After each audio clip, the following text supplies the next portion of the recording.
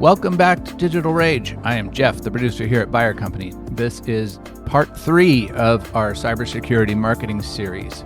Today we're going to discuss building trust in a skeptical, high-stakes cybersecurity market.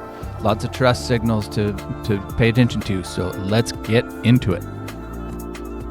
Welcome to the Deep Dive. Today we're diving deep into a really critical topic: how you build trust, specifically in the cybersecurity market. Yeah, it's a tough one. It really is. Our source material for this is a blog post that, well, it really zeroes in on the unique challenges and, maybe more importantly, the strategies for marketers in this, incredibly high-stakes field. That's right. And our mission today really is to unpack the core insights from that source. How does a cybersecurity company actually earn the trust of its potential buyers? Because, as the source points out, these people are, they're skeptical, almost by design. Oh, absolutely. And you can see why, can't you? I mean, think about what's actually on the line for them. We're talking digital assets, compliance, their company's whole reputation. Huge consequences. Exactly. So the decisions they make are, monumental. Trust isn't just like a nice to have here. It's the absolute foundation, non-negotiable. And what I found really insightful from this source is how strongly it emphasizes that this trust, this really fundamental trust, it needs to be earned, solidified, before a prospect even talks to sales. Before the call, okay. Yeah, long before. It's built in all those little interactions they have with your brand, while they're doing their research, way before they're thinking about contracts. Okay, so given that skepticism, the high stakes, how does this source say companies should actually go about showing that trust? What are the concrete methods they point towards? Well, the first thing the source does is kind of double down on why these buyers are so cautious. Their past experiences, the threat landscape always changing. Horror stories you hear. Exactly. The potential for catastrophic failure if they choose the wrong vendor. It all adds up to this default setting of extreme caution. Right. They've probably seen breaches, maybe even lived through one. They're not just, browsing for a new app. They're looking for something solid, a lifeline even. Precisely. Which brings us to, I think, the core idea from the source. You absolutely don't build trust just by, sticking secure in big letters everywhere, saying, hey, trust us, we're the best. Yeah, that feels a bit like telling someone you're funny, if you have to say it. Exactly. You've got to show, not tell. Trust in this space, it's built by showing proof. And, crucially, not just once, but consistently, over time. Repetition and demonstrated value, that's the key. Okay, showing, not telling. So what are the specific ways the source highlights for, putting that into practice? How do you show it? So the first key tactic they really dive into is sharing customer stories. But, and this is the important bit, with a real focus on outcomes. Tangible results. Okay. So not just company X is happy with us. No, much more specific. It's about showing the impact. The source argues, and I think rightly, that nothing builds trust faster than concrete proof that your solution actually works, in the real world against real threats. Makes sense. So things like case studies, testimonials, but they have to showcase actual measurable results to be powerful credibility builders. And the source gives some really good examples of the kind of results that cut through the noise, right? Stuff like... Yeah, like reduce phishing by 92% in 60 days. Or stopped a ransomware attack mid-spread. Those aren't vague promises. They're hard, quantifiable wins. That's what gets attention. That specificity, yeah. I like that point. And they also made a practical note, didn't they, about newer companies? Oh, yeah, that was good. If you don't have the huge recognizable logos yet, that's okay. The advice is focus intensely on quantifying the wins you do have. Right. With the customers you serve now. Because what really matters to that cautious buyer isn't necessarily the size of the logo, it's the demonstrable impact. Did it work? Did it make a difference? Focus on the result, the impact. Okay, that's a great takeaway. So moving on, what's the second major tactic the source discusses for building trust? The second one is about showcasing certifications and, interestingly, being really transparent about your own company's security practices. Okay, certifications.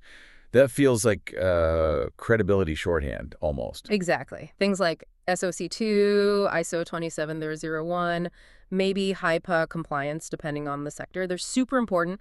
They act as these shortcuts because they signal that a trusted third party has verified you meet certain standards. Shows you playing by the rules. Yeah, the established rules. But the source goes further than just the badges. It really stresses being transparent about your own internal security posture. That feels slightly counterintuitive, maybe? Aren't you worried about revealing weaknesses? It's a calculated risk, but one that can build significant trust. By being open, you demonstrate confidence. You show that security isn't just something you sell, it's something you practice. Okay, how though? What are the examples? Well, the source mentions things like having a public bug bounty program actively inviting scrutiny. Or, if the worst happens and you do have an incident, how you handle it. Being responsible, communicating clearly, and crucially, sharing what you learned. That kind of honesty can be incredibly powerful for a buyer who knows perfection isn't realistic. Okay, yeah. Showing you can handle things maturely, even when they go wrong. That builds confidence. Yeah. So that leads nicely into the third tactic, doesn't it? Moving beyond just credentials to ongoing engagement. Exactly. The third key tactic is about leading with valuable thought leadership, not product pitches. Ah, the content marketing angle. Sort of, but with a specific focus on authority and help. It's about positioning your company as a knowledgeable guide in this really complex, often scary landscape. Right. So consistent, useful content could be insightful blog posts, webinars, sharing best practices, maybe publishing your own threat research reports, things that show you deeply understand the challenges your prospects face. And how does that directly build trust? It's not proof of product performance exactly. No, but it builds trust in your expertise by providing actionable insights, by helping prospects navigate this, constantly shifting threat landscape. You empower them. Yep. Your expertise helps them feel more informed, maybe a bit safer, and that naturally builds trust in your brand as a reliable source. You become a go-to resource. So you're essentially helping them understand their world better, solve adjacent problems before you even ask for the sale. Precisely. And the source points out a nice side benefit, too. By educating the market like this, providing value upfront, you make sure your brand stays top of mind. Ah, the long game. Exactly. So when they are finally ready to look at solutions seriously, you're not some random vendor. You're already positioned as this trusted, knowledgeable entity they should probably talk to.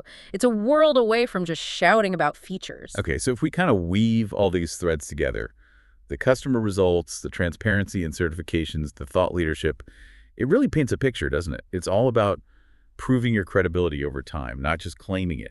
That's the core message. Sure.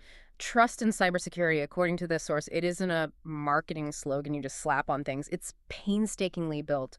One interaction, one piece of proof, one demonstrated outcome at a time. It's about consistency. Absolutely. Consistently showing up, sharing insights, proving your worth to an audience that, frankly, just cannot afford to make a mistake. So the goal is you consistently provide that tangible proof, that real value over and over. Mm-hmm. And eventually you shift from being just, another vendor trying to sell software to being seen as a genuinely trusted partner in their defense. It takes time and effort.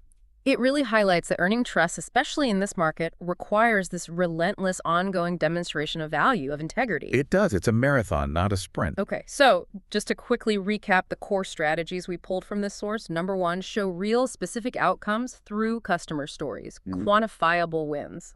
Proof. Number two, leverage those certifications, but also be transparent about your own security posture. Show you practice what you preach. Right. Walk the talk. And number three, lead with valuable educational thought leadership.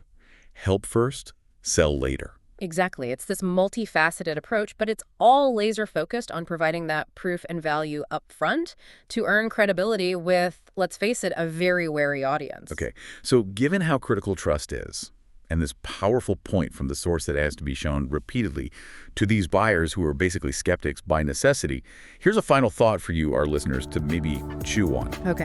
What is this constant, relentless need to demonstrate trust? What does that really imply about the long-term commitment required? Not just from marketing, applying these tactics, but from the entire company, from product development, operations, the whole culture. What does that deep commitment actually look like day to day? Reach out to us at jbuyer.com for comments and questions. Follow us at Buyer Company on social media, and if you'd be so kind, please rate and review us in your podcast app.